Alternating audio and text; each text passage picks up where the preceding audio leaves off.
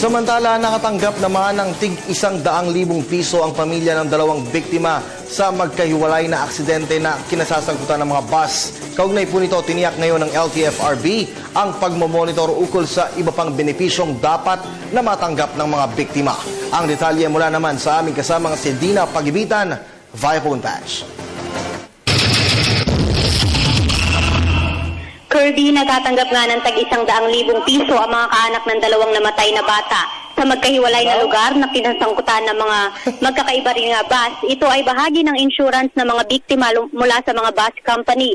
Una nang nasangkot ang Candon Liner sa Pangasinan kung saan namatay ang 11 taong gulang na grade 5 student na si Gian Fernandez. Kwento ng kanyang ina, papasok ang anak nang nangyari ang aksidente.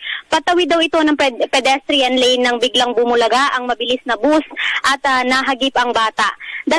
Ward ng anak sa eskwelahan noon, personal na nagtungo ang nanay, tatay at kapatid ng biktima sa tanggapan ng LTFRB para tanggapin ang tseke.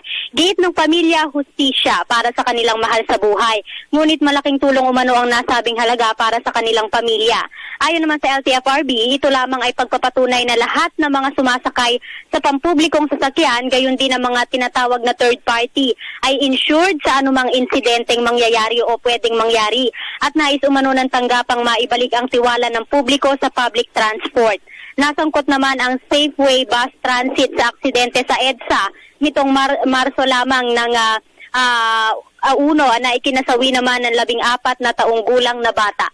Para sa Telebisyon ng Bayan, ako si Dina Pagibitan. Maraming salamat sa iyo, Dina.